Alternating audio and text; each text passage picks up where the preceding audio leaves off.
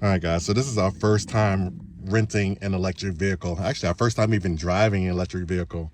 So we were just having a little discussion, and Jeanette's going to tell us Discussion. about her thoughts on electric vehicles so far.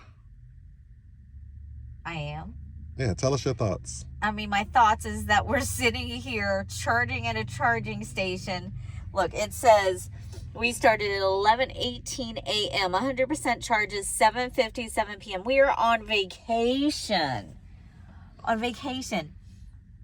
We are in the middle of nowhere. So it's you don't not like electric vehicles? No, I don't at all. Number one, luckily we turned around when we noticed that we had to get a charging station, and the first one we went to was a Tesla one, and unless you have a specific adapter you can't charge at the Teslas.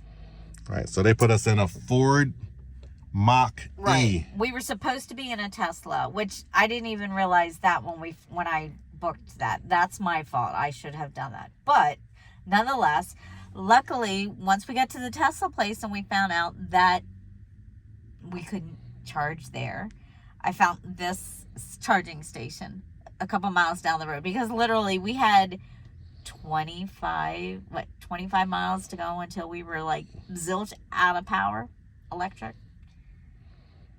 It's just an inconvenience. I mean, granted, I know the Teslas, I guess they've got like supercharging, whatever, but this is not supercharging. And for the everyday electric vehicle, I got on the app, and the charging stations are few and far between.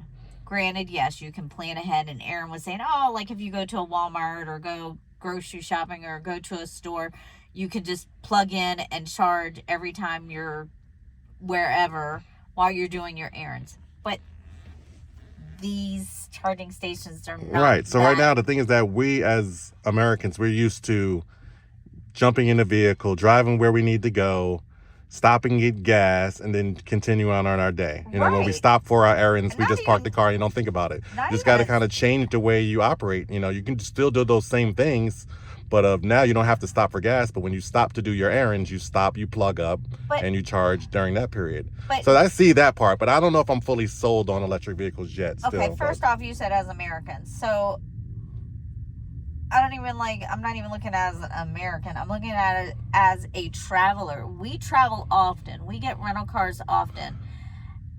It's inconvenient. But we've never had a rental car in another country. Well, yes, this is true. Well, no, we have in other countries. But anyway, I digress. That's not even my point. The point is that it's inconvenient, especially if you are on vacation. Because number one, you have to download the app. You have to set up an account. You have to, find a charging station. You have to plan accordingly, because it's going to take a lot of time to charge, which none of these things were done by the rental car company.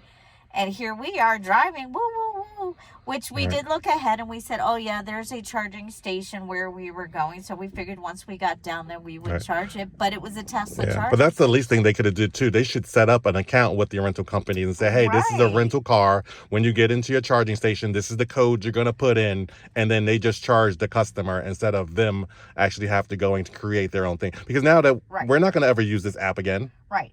And so, anyway, my biggest thing of why you decided to go ahead and record me while I was going off on a tangent was, I'm sitting here working while I'm charging. So that's a good thing I brought work to do.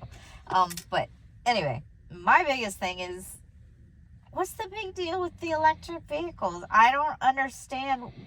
They're not more convenient.